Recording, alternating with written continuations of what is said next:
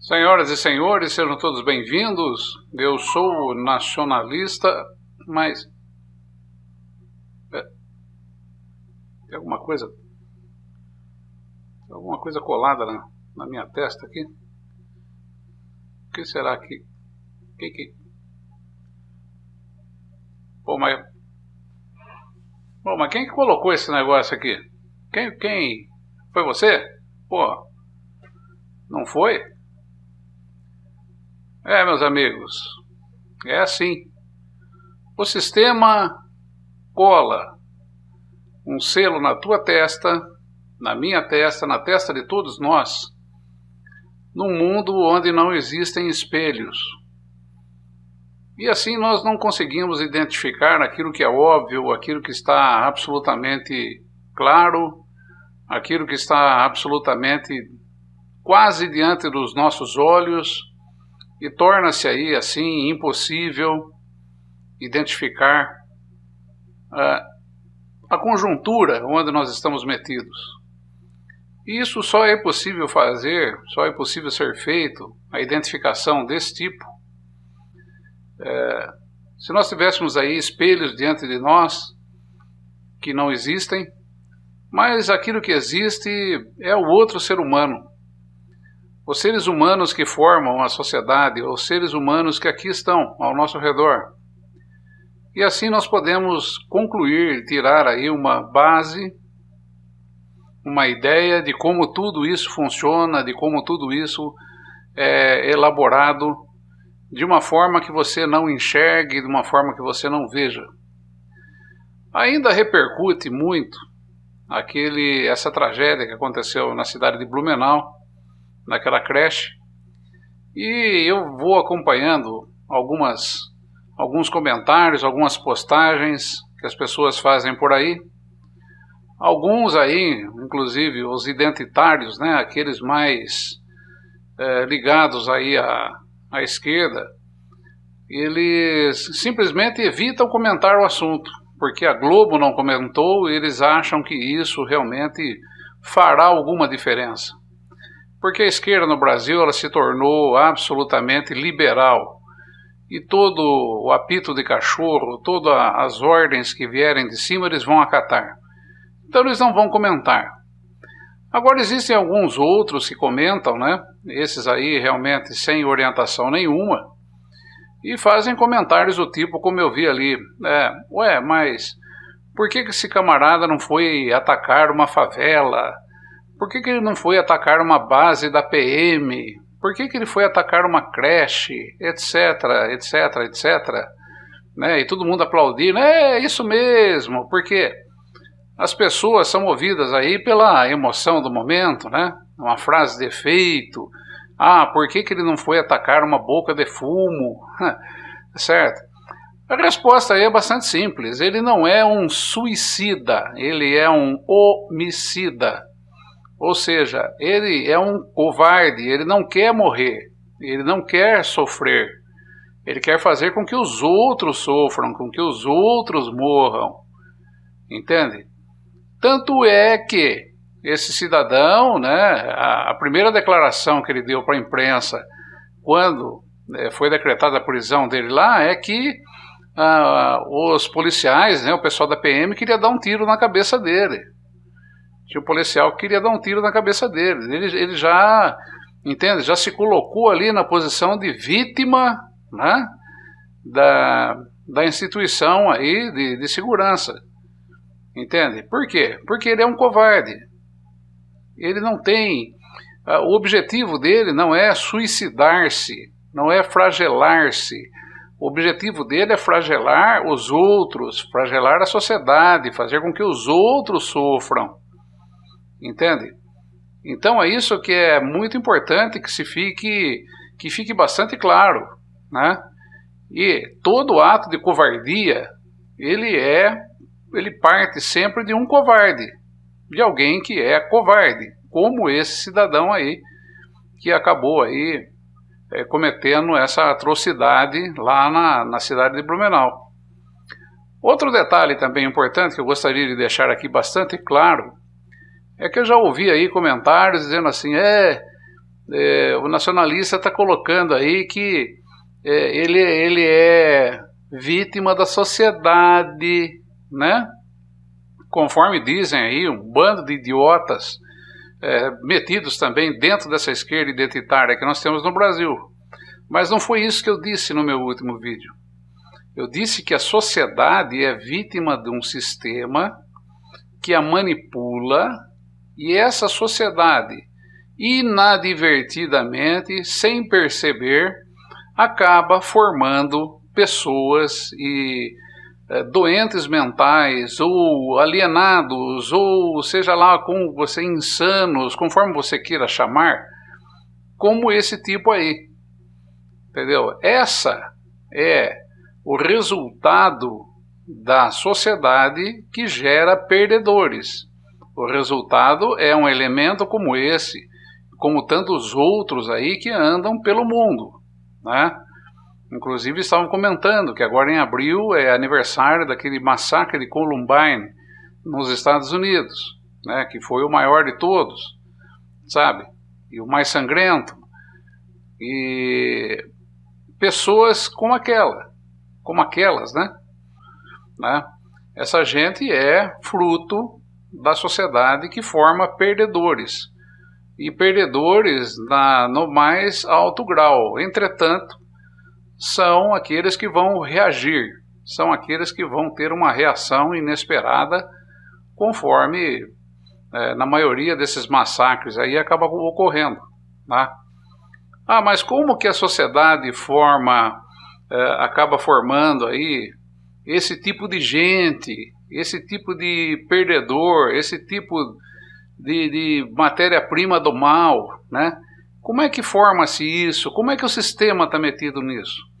Eu vou dar um exemplo aqui, ele é direto, ele está relacionado exatamente ao centro dessa questão, sabe? A maior vitória do sistema em todos os tempos até hoje é exatamente a mulher, né? A mulher que foi induzida, né, a buscar sua independência, a buscar sua liberdade, etc., tendo que partir para o mercado de trabalho. E dentro desse mercado de trabalho, tornar-se mão de obra barata para concorrer com os homens. Alguém ganhou com isso, e foi o sistema. Só que isso acabou ganhando, né? E o sistema sabia disso, e vai cada vez mais aprofundando esse tipo de condição. Hoje nós temos mulheres aí, inclusive até a minha esposa estava comentando comigo hoje isso, né? Uma caixa de supermercado que ela atendeu, né? Que ela trabalha em 2 empregos. E deixa a filha menor com uma babá. Ela sai de um emprego e entra no outro. Ela fica assim, tipo 12 horas longe da filha dela, sabe? Ela fica 18 horas longe da filha dela. E a filha dela fica com uma babá. Entende? Então a maior vitória do sistema exatamente foi nesse sentido. Conseguir a mão de obra barata da mulher, levá-la para o mercado de trabalho, tirá-la, né, da sua função de mãe, da sua função de cuidadora, da sua função de progenitora, né, e colocá-la dentro do sistema produtivo, né, para ser mão de obra barata para poder concorrer com os homens. E assim aumentar a lucratividade do sistema. Isso foi uma grande vitória, uma grandiosa vitória, e tudo baseado em cima de narrativas, e narrativas que eu costumo chamar de mentiras. Então, o que acontece? Hoje nós temos um número enorme de mulheres que deixam seus filhos para poderem trabalhar fora, e deixam seus filhos, por exemplo, como essa senhora aí, deixa com uma babá, ou deixa numa creche, né? Que são verdadeiros aí depósitos de crianças, lamentavelmente. E isso é uma realidade. Essas crianças, elas crescem sem a presença da mãe, sem a afetividade, sem a proximidade, sem o carinho, sem o amor.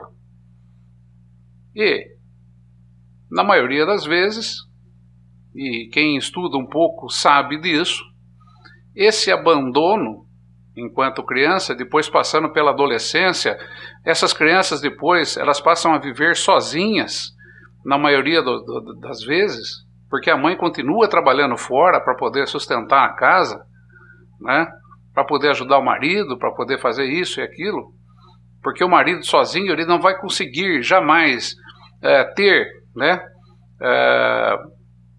um salário ali que possa manter todos da família. Isso é um fato bastante raro, bastante difícil, né?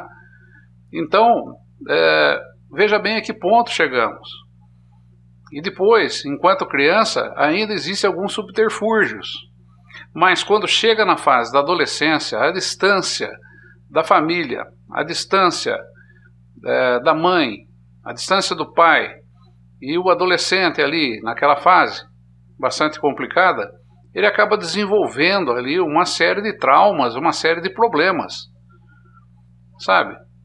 E isso daí na base está o sistema, que por afã de obter lucro, lucratividade, simplesmente tirou as mulheres da companhia, ou melhor, da guarda dos seus próprios filhos, sendo que elas são obrigadas aí a delegar isso para terceiros, muitas vezes desconhecidos, e muitas vezes essas pessoas desconhecidas e também que estão ali porque estão precisando ganhar algum dinheiro, deixaram seus próprios filhos lá para serem cuidados por pessoas, ou muitas vezes sozinhos, porque nós já vimos muitos casos de mulheres que trabalham fora e deixam as crianças simplesmente sozinhas em suas casas, tá? Se você disser assim, mas e aí como é que fica? Aí como é que fica é o seguinte, a grande diferença, né? No meu tempo, que eu fui criança, etc., 100% das mães estavam em casa ao lado dos filhos. Eu fui criado pela minha mãe, eu estive com a minha mãe, sabe? Eu tive o privilégio disso. E eu sei da diferença que isso proporciona na vida de uma criança. Eu sei disso. E todos os meus amigos, etc., né, todos eles, as mães estavam lá presentes. Porque naquele tempo, né, ainda sem a ação, né, predatória do sistema em busca de dinheiro, sabe? Ainda não era tão forte, tão firme, e aqui no Brasil nós vivíamos um modelo de governo, um modelo de política que não admitia isso, né? Era uma ideia muito mais conservadora. Então, a qualidade daquelas crianças que cresciam era absolutamente diferente do que nós temos hoje, sabe? Hoje nós temos aí um mundo onde a mulher, a mãe, não está presente, não está junto dos filhos. Essa é uma verdade inconveniente. Essa é uma verdade inconveniente, que não é mencionada, não é citada, mas ela só é citada, inclusive, né, gostaria de chamar a atenção dos senhores aí, ela só é citada quando daí aquele adolescente, quando daí aquela criança vão parar aí na mão de psiquiatras, na mão de analistas e tudo mais. Se é que essas pessoas têm condição de arcar com essas despesas, sabe? Porque mesmo sem ter nenhum trauma, nenhum tipo de problema dessa natureza, ainda é possível que algumas pessoas, ou todos nós, né, por vez ou outra, precisam aí procurar ajuda aí de um psicólogo, etc. Mas vocês imaginem como é que fica a cabeça de uma criança, de um adolescente, que foi privado da companhia da mãe, ficou a maior parte do seu tempo, da sua vida, até então, de um lado para o outro, sendo cuidado por pessoas que estão ali simplesmente por dinheiro, simplesmente para ganhar a vida também, assim como suas mães estão fora para poderem trabalhar e ganhar suas vidas, né? Imagine o tamanho dos traumas. E imagine como essas crianças não terão acesso a nenhum tipo de tratamento, nenhum tipo de acompanhamento. Aí é lamentável, né? Então, o sistema está na base disso tudo. Só que isso que eu estou dizendo aqui é uma verdade inconveniente, absolutamente inconveniente. E não será dita na Rede Globo, não será dita em lugar nenhum aí, né? A não ser que você pesquise, a não ser que você vá atrás, a não ser que você leia muito, a não ser que você se intere do assunto, para saber como é que isso tudo funciona, certo? E depois, né, quando lá na frente, tá, as coisas estiverem muito mais complicadas, né, você se lembre disso, que o sistema é capaz de colocar um selo na tua testa e você não vê. Grande abraço a todos, estarei de volta oportunamente.